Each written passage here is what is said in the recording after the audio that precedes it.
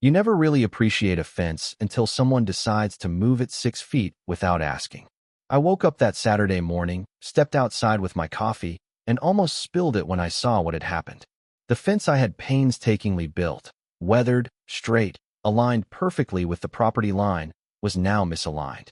6 feet of yard had vanished, shoved into the neighbor's space, and the people responsible were standing across the way, chatting like it was the most normal thing in the world. My first thought was, you've got to be kidding me. My second thought, almost immediately, was, okay, we're going to fix this creatively. I paced the yard, staring at the newly shifted boards. My backyard, which had felt secure and private for years, suddenly felt exposed. The swing set was oddly positioned, the sunlight hitting the garden differently, and my sense of order gone. I could feel that simmering anger building, the type that makes you clench your jaw and mutter under your breath. But instead of storming over, yelling, or making threats, I decided to channel that frustration into something productive, something unforgettable, something that would teach a lesson without escalating into petty drama. And then it hit me. If they could move my fence 6 feet, I could move their entrance. Literally. The driveway, the walkway, the gate, they relied on it every day. I didn't want to destroy anything. I didn't want to risk legal trouble. But I could make a subtle, strategic change that would force them to acknowledge boundaries in a way they couldn't ignore. And the thought of that, well, it made the anger fade into anticipation. First, I needed a plan. I measured my property line meticulously, checking the old survey and mapping out where the fence had originally stood.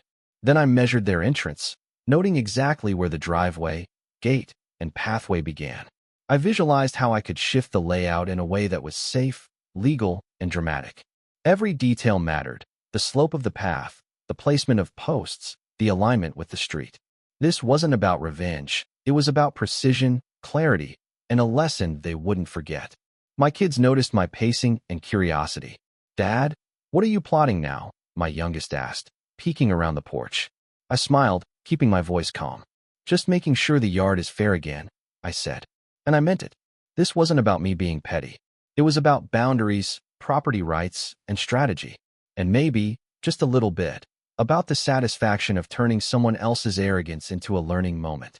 Over the next few days, I began gathering materials. Stakes, markers, measuring tape, some gravel, and tools for adjusting the pathway and gate alignment.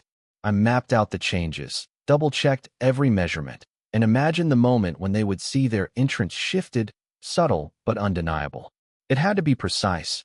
If it looked accidental, the lesson would be lost. If it was over the top, it might look malicious. The balance was crucial. As I started work, I noticed them glancing curiously from across the street. Karen, the apparent ringleader, had her hands on her hips, looking confused. I waved politely, pretending to be doing routine yard maintenance, while inside, I felt that quiet thrill that comes from anticipation. Every step of the layout, every stake placed, every line measured was part of a plan to restore fairness and respect. I also documented everything meticulously. Photos of the old fence, measurements of the original property line, notes about the new layout. Not paranoia, strategy. If they tried to argue, if there was a dispute, I would have clear evidence. And honestly, it was fun. Not destructive fun, but the kind of satisfying, clever planning that makes a small victory feel huge. By midweek, the groundwork was set. Stakes marked the new pathway, lines drawn to show the new driveway angle, and the old fence finally repaired to its proper location. The real test would come when they tried to use their entrance again. And I imagined it like a scene in a movie. Karen stepping out, expecting normalcy, and then realizing the path was subtly shifted, just enough to make her stop, think, and finally acknowledge the boundary she had ignored. I double-checked everything, pacing back and forth, taking in the sight of the yard, the fence, the pathway, and the newly aligned entrance markers. I wasn't rushing. I wasn't angry anymore. The anticipation of the moment when they would realize the consequences of their actions was more satisfying than any immediate confrontation could be. And as I finished setting the final marker, I felt that calm, controlled excitement, the kind that comes from knowing you've planned something clever, fair, and irreversible. Finally, I stepped back and took a deep breath, coffee in hand, surveying the yard from end to end. The fence was back in place, The property lines clearly marked, and the subtle shift of their entrance perfectly executed. Everything was ready. All that remained was for them to discover it, and for the lesson to land, without me saying a single angry word. And as I watched the sunlight hit the newly repaired fence and the adjusted entrance lines, I realized something important. The best victories aren't about shouting or retaliation or making someone feel small. They're about patience, planning, strategy, and the quiet, undeniable assertion of boundaries. And in that moment, with the yard perfectly restored and the stage set, I knew the payoff would be worth every careful measurement, every calculated step, and every moment of anticipation. The next few days were all about execution. I wasn't just fixing a fence. I was shifting an entire narrative, subtly but undeniably. I started by preparing the path markers and recalibrating the entrance. Stakes were driven into the ground, measuring tape stretched taut between them, and I marked the new alignment for the driveway and gate. Each line, each stake, each marker was carefully calculated to be functional, safe, and legally correct, but just enough to make Karen notice the difference immediately. I watched from my porch, coffee in hand, as she pulled into the street, humming like nothing had changed. That was the moment I'd been waiting for. She had no idea the lines had shifted. The driveway she trusted, the gate she assumed she could rely on. It was subtly different, adjusted by inches here, a foot there, in a way that would confuse anyone expecting the old layout. I leaned back, letting the anticipation build. It wasn't about anger anymore. It was about patience, cleverness, and the quiet satisfaction of seeing a plan unfold perfectly. Each adjustment required precision. The gate posts had to be moved carefully, ensuring the swing and lock worked properly. Gravel and sand were shifted to maintain the slope for drainage. I double-checked every line, ensuring the new path wouldn't damage her vehicle, but would be subtly inconvenient enough to communicate the lesson.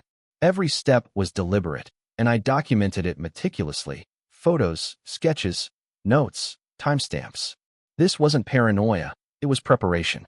I wanted proof that the work was precise, legal, and functional, and that Karen couldn't argue the validity of the boundaries later. Karen and her friends were oblivious as I worked. They walked past, chatting, sipping coffee, thinking I was doing routine yard maintenance. I smiled and waved politely, pretending to prune a bush, while inside, I imagined their faces when they tried to use the entrance for the first time.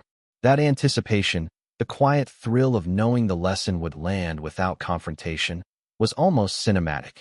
I could picture it like a slow-motion reveal, her pulling up, expecting normalcy, and suddenly realizing everything had shifted. By midweek, the groundwork was complete.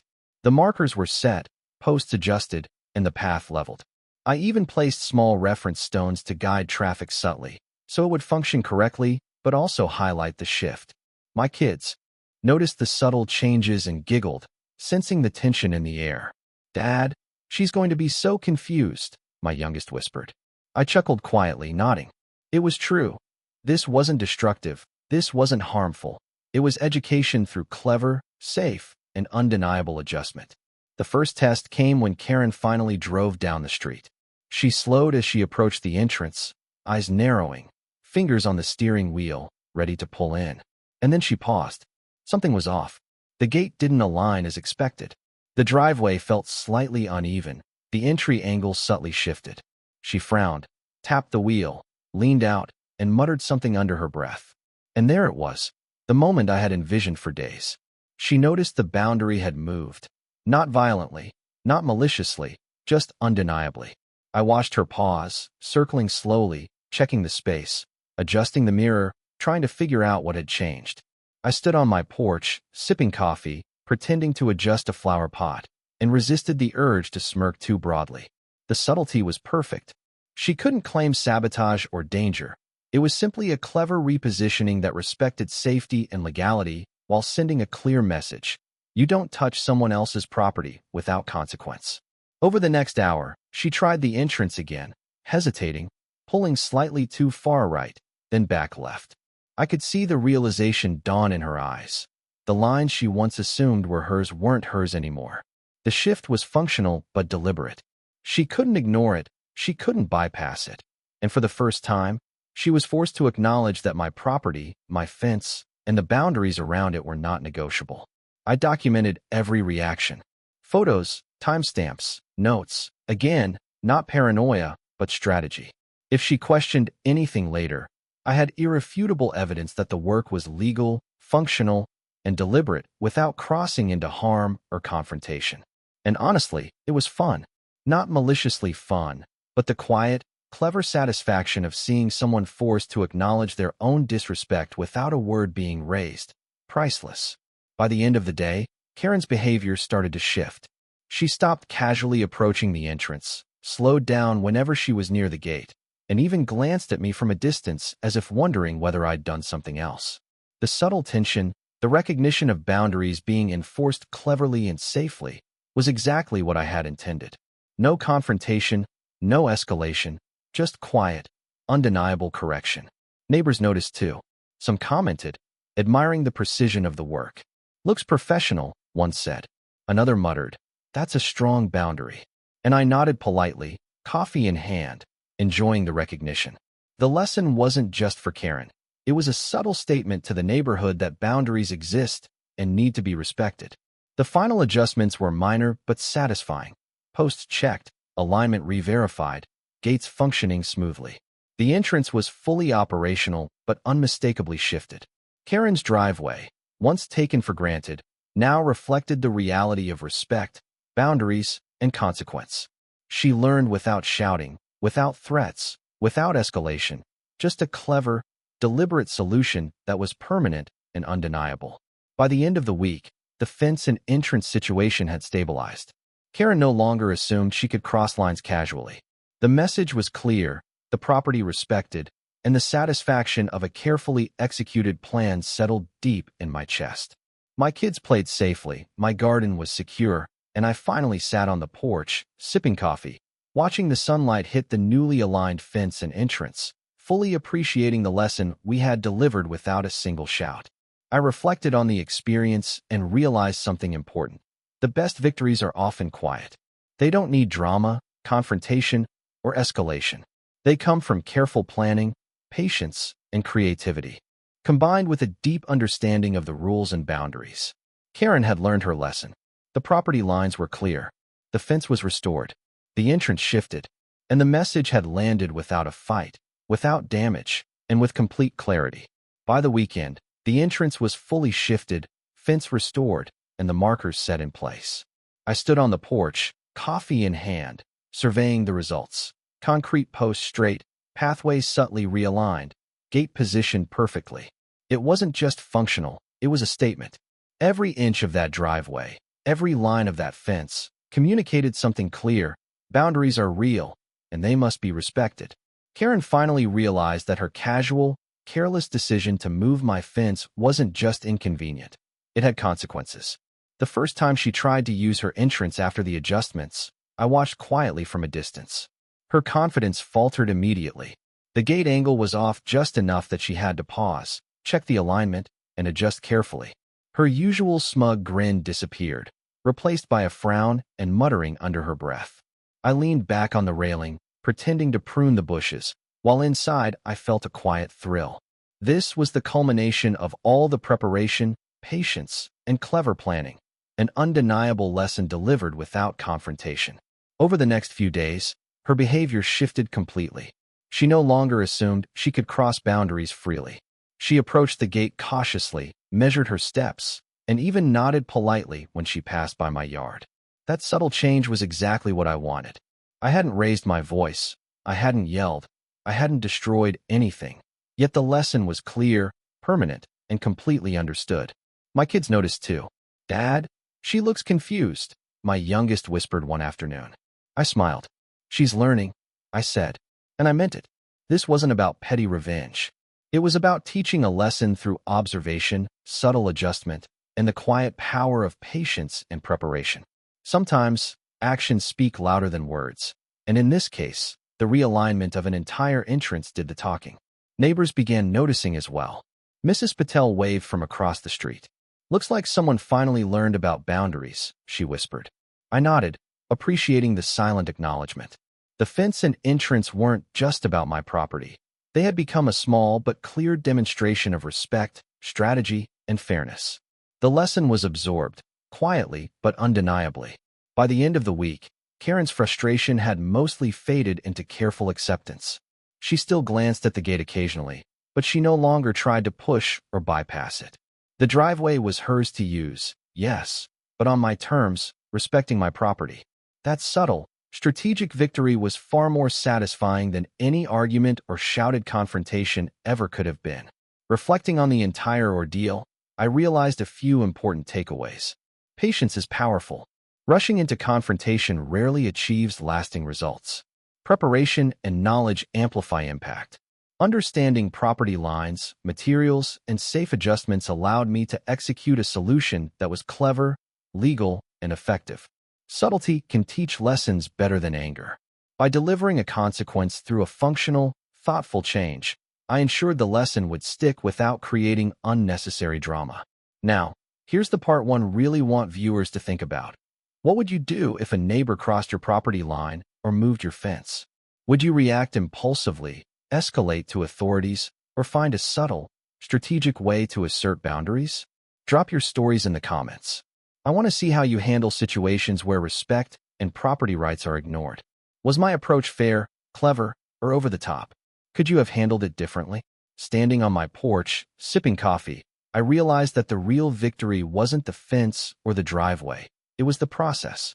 Planning, preparation, observation, and subtle execution created a lesson that was permanent, clear, and undeniable. It wasn't loud. It wasn't angry. It was intelligent, strategic, and effective, a quiet triumph that ensured respect for boundaries would last for years to come. The fence, the entrance, the markers, all of it now communicated the same thing. My property, my rules, and clear consequences for anyone who thought they could ignore them. Karen had learned, and so had the neighborhood. Boundaries mattered, and clever, patient planning could enforce them without confrontation or hostility. So here's the challenge for you.